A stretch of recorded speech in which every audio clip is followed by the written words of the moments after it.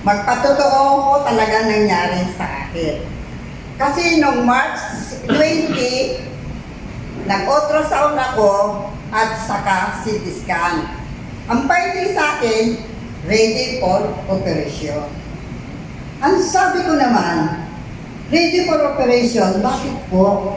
Kasi may nakita daw sa akin na kailangan operasyon. Kinausap ko ang 7 kong anak. Ang sabi ko doon sa mga anak ko, anak, operahin daw ako. Ano ba ang desisyon mo, nanay? Ang sabi ko, hindi ako magpapa-opera dahil ako 88 na hindi ko makakayanan. Bahala na ang Diyos sa buhay ko. Ibinibigay ko na ang buhay ko sa Panginoon. Bahala na siya. March 23, narinig ko sa Radio Ventas si Doc Ider Rodero na may seminar. Nag-attend po ako ng seminar. Ito ngayon ang nangyari. Pag-attend ko ng seminar, narinig ko yung mga sinasabi niya.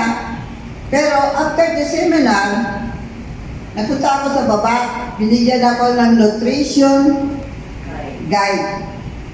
Ito, inumin mo, ito. Lahat ko yan binili ko. Ito.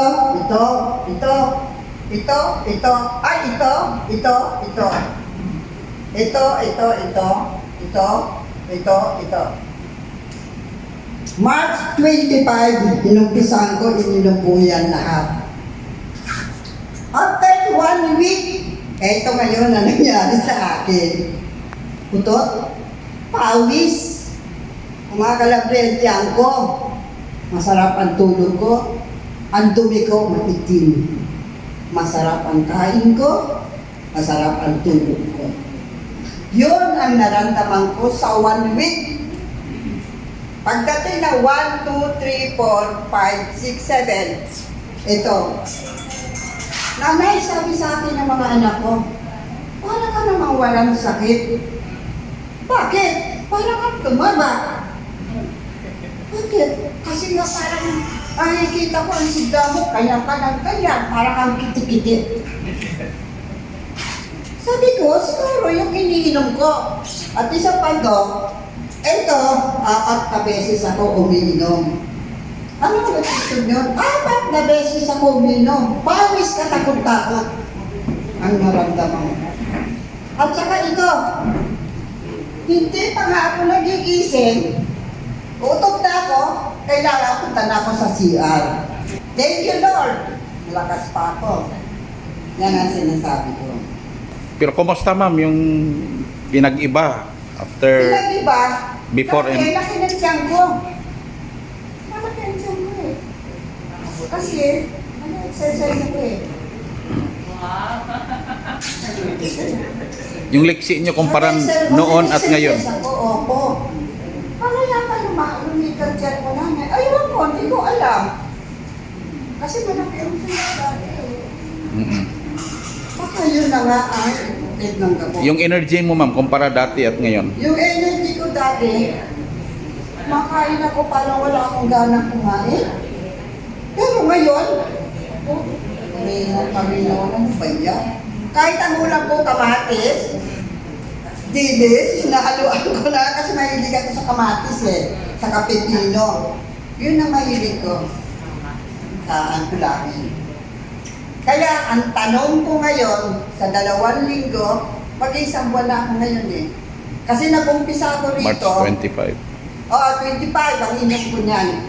Sige. Kaya bumili na ako ng marami nito kasi 4 na beses ako umiinom niyan. Oh my God. Sabi nanay, ano ka ba? Umaga, 4 na beses ka na pa, bago ka matulog, umiinom ka pa rin. Eh, masarap naman ang tulog ko. Ano ba nga ninyo? Ma'am, napansin ko yung kutis mo. Yung kutis mo nag-lighten, nag-glowing. Po, sabi sa akin ng anak ko, bakit ka nag-glowing na? Bayahan mo, maglalagay ako ng makeup para akong mag-glowing na. Yun. Yan ang iniinis ko. Ito. Bili ko na yan. Ito, may mga kamahalan na. Okay naman.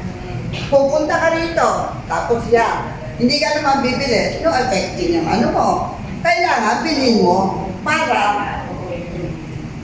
meron ka kang ininom mo. Meron po. So mas maginhawa ngayon pakiramdam mo. Ang ginawa pakiramdam ko, ito nga, pinapawisan na naman ako. May aircon na nga. Dati hindi ganon. Hindi ka.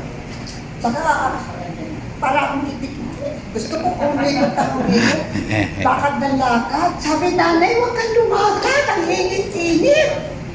Mag-isa lang ako. Ayaw nga ako palakarin ng mga anak ko kasi 88 na ako. Huwag kang maglakad mag-isa nanay. Dahil pag ikaw nahilo, walang ano, bahala na ang Panginoon.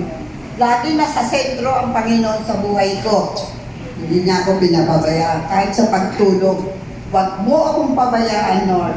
Sabi ko, Lord, dahil nag-iisa ako. Kaya nagpapasalamat ako dahil doon sa ininom ko. Tuloy-tuloy ba daw ang Panginoon ko?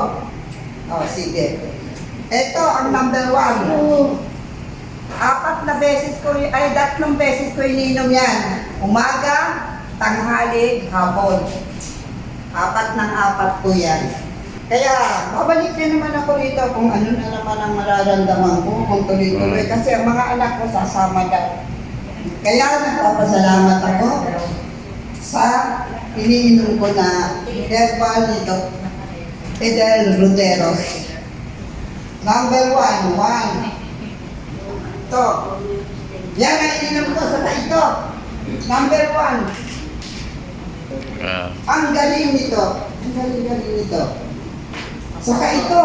Diyos ko. Alas 4 pa lang gusto na ang matulog. Tsaka yung ano. Yan. Kaya pinupuntahan ako ng mga senior citizen kasi may grupo kami.